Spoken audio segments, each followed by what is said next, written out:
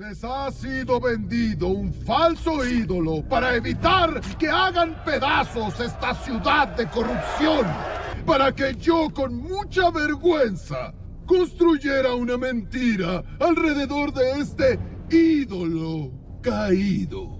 Pero ya no puedo vivir con esta mentira. Es hora de confiarle la verdad al pueblo de Ciudad Gótica.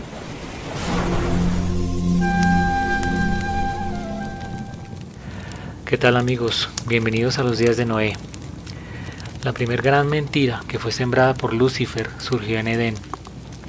Y la serpiente dijo a la mujer: ciertamente no moriréis, pues Dios sabe que el día que de él comáis serán abiertos vuestros ojos y seréis como Dios, conociendo el bien y el mal. Desde entonces el hombre ha ido alejando su corazón del Creador y la verdad ha sido distorsionada. Pues el maligno se ha movido por todo el mundo astutamente, sembrando su plan religioso para confundir y dividir, junto con sus ángeles caídos que se hicieron pasar por dioses que bajaron del cielo. Así lo narran muchas culturas antiguas, dejando rastro de su influencia. Por esto vemos muchas similitudes de estas deidades en sus cultos, simbología y arquitectura. En la antigua Mesopotamia, en la tierra de Sinar, la cuna de la civilización, la zona entre el río Tigris y Éufrates, allí se gestó el sistema religioso apóstata más grande que existe en nuestros días. Nimrod, la Biblia lo describe como el primer poderoso de la tierra, y Semiramis, su esposa, la reina del cielo. Y Cus engendró a Nimrod, que llegó a ser poderoso en la tierra. Él fue un poderoso cazador delante del Señor.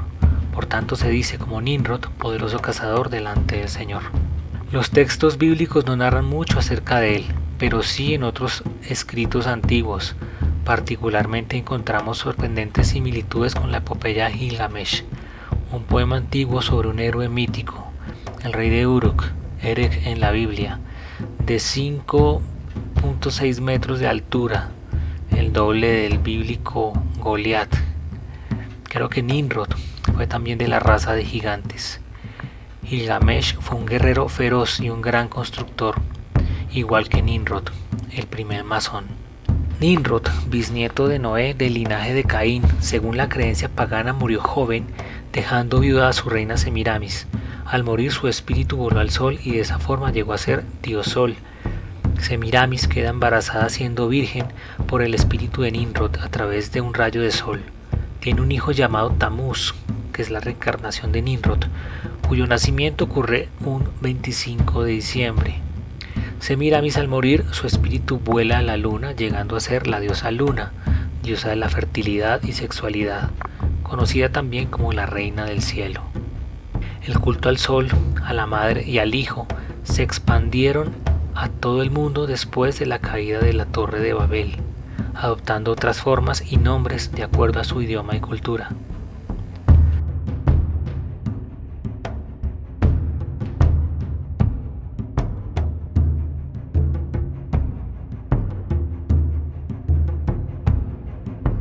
Semiramis y Tamuz fue el inicio de la adoración a la figura de la madre y el hijo. Ellos fueron llamados. En Egipto, Isis y Horus.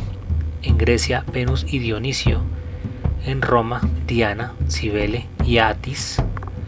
Israel, Astarot y Tamuz. Extrañamente, las principales religiones del mundo están fundamentadas en todo esto, haciendo caso omiso a las prohibiciones que Dios estableció a través de sus profetas. Y peor aún, sus frutos y acciones a lo largo de la historia no han mostrado que representan un gobierno celestial.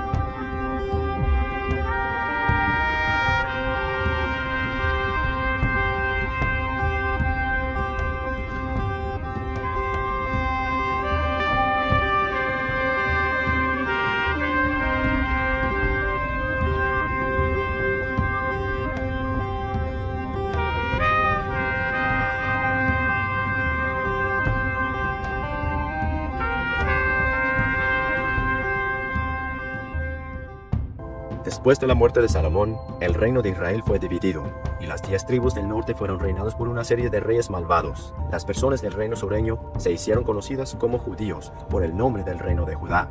El reino sureño de Judá eventualmente sería llevado cautivo a Babilonia como castigo por servir a otros dioses y el templo sería destruido. Pero después de 70 años, los judíos regresaron a Judá, reconstruyeron el templo en Jerusalén. En el tiempo de Cristo, la nación de Judá se había hecho conocido como Judea y estaba bajo el dominio romano. Después de 3 años y medio de ministerio, los judíos rechazaron a Jesús como su Mesías y convencieron al gobernador romano a crucificarlo. Poco antes de que Jesús fuera crucificado, él profetizó que como castigo por rechazarlo, Jerusalén sería quemada, el templo sería destruido y los judíos serían llevados cautivos a todas las naciones. Esta profecía se cumplió en el año 70 DC, cuando el futuro emperador romano Tito conquistó Jerusalén. Por más de 1800 años, los judíos permanecieron dispersos por todas las naciones. In May of 1948, a new Jewish state, Israel, was born in a bath of blood. Jewish troops routed Arab forces from the city of Haifa in the first of a series of battles that were to reverberate through the years. The new government, headed by David Ben-Gurion, is installed in Tel Aviv. Thus, for the first time since the Roman legion destroyed Jerusalem in the year 70 AD, the Jewish people have a nation of their own. Muchos cristianos piensan que Dios regresó a la nación de Israel y hizo este milagro. ¿Pero fue realmente la voluntad de Dios o fue la voluntad de las Naciones Unidas? El judaísmo dejó de ser la religión del Antiguo Testamento y empezó a ser la religión de los rabinos y sus tradiciones, o lo que ellos llaman el Torah oral. Esto es lo que diferencia los ortodoxos de los no ortodoxos. El no ortodoxo ve el Talmud más como hecho por el hombre. En Marcos 7:7, Jesús dijo de los fariseos: pero en vano me honran, enseñando como doctrinas mandamientos de hombres. Los judíos siempre han sabido a través de la historia que si los cristianos supieran lo que está en el Talmud, enojaría mucho a los cristianos, y así los judíos pudieron ocultar muchas de sus declaraciones más blasfemas sobre el Señor Jesucristo, porque la gente no hablaba hebreo. Tenga en mente que el Talmud fue escrito cientos de años después de que vivió Cristo, y así tiene referencias sobre Jesús en ello, y son referencias odiosas y blasfemas.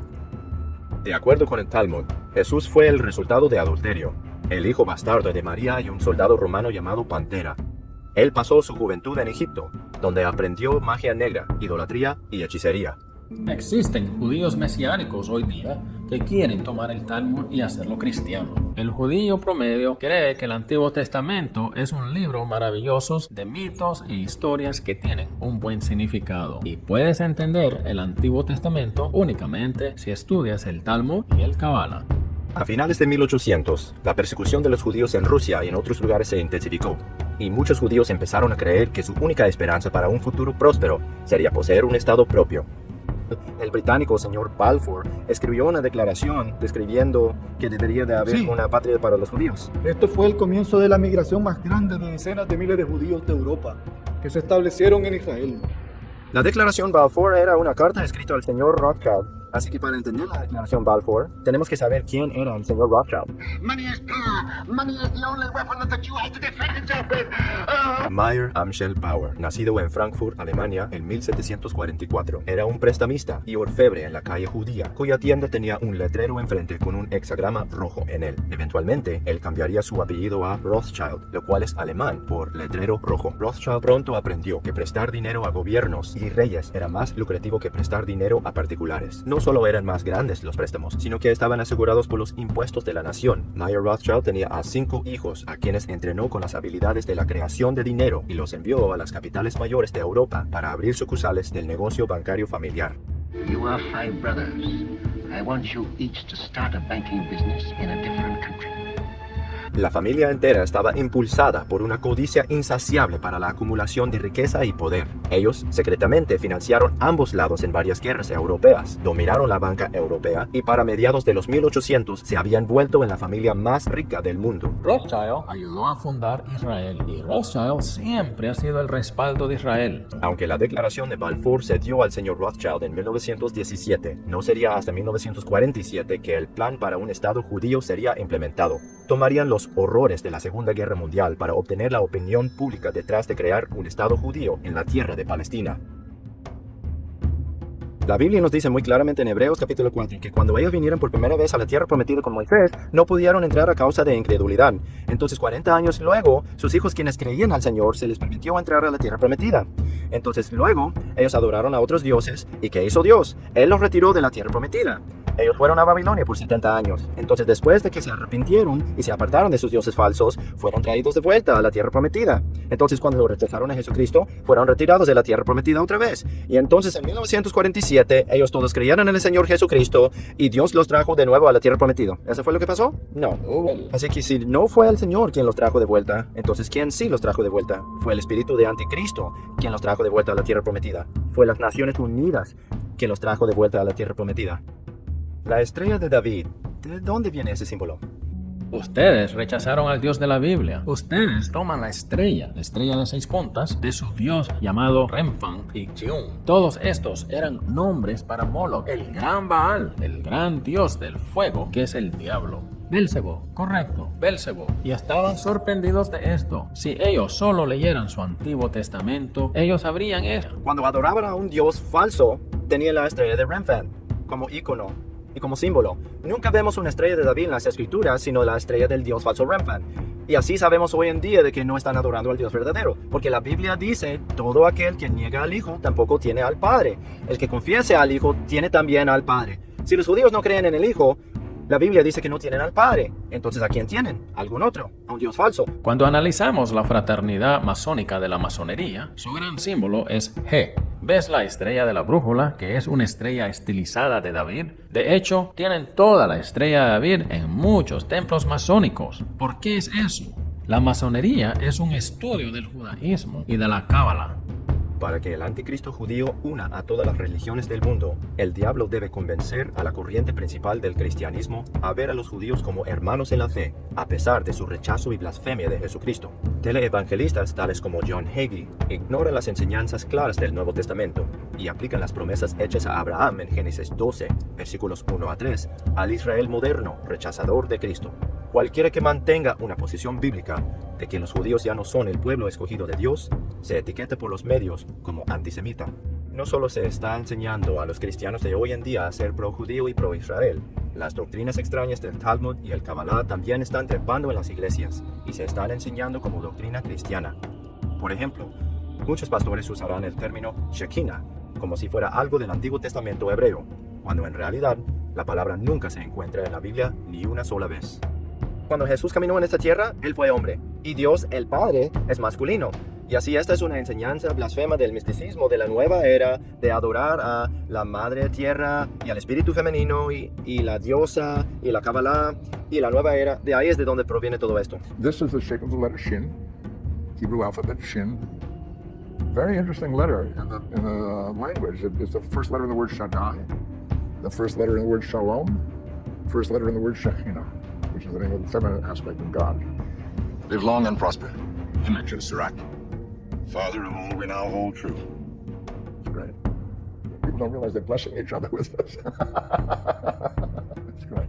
Ahora bien, a Abraham fueron hechas las promesas y a su simiente.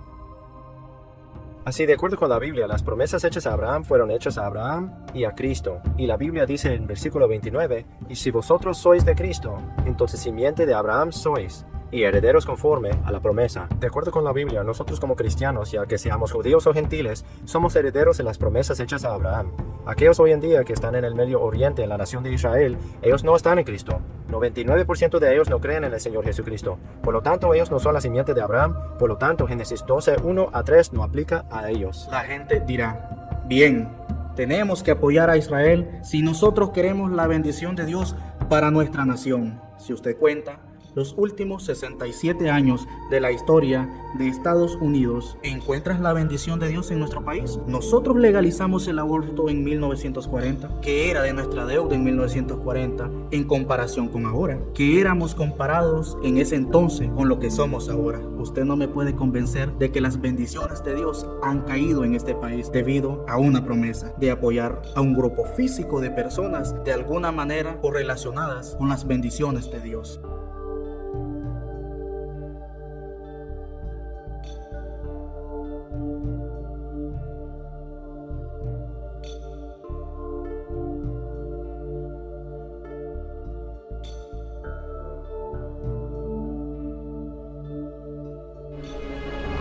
otros hombres sigan ciegamente la verdad, recuerda. Nada es verdad. Cuando otros hombres están limitados por la moral o la ley, recuerda. Todo está permitido. Trabajamos en las sombras para servir a la luz. Si te gustó el video, compártelo y así me ayudarás a continuar adelante exponiendo estas verdades. Dios les bendiga.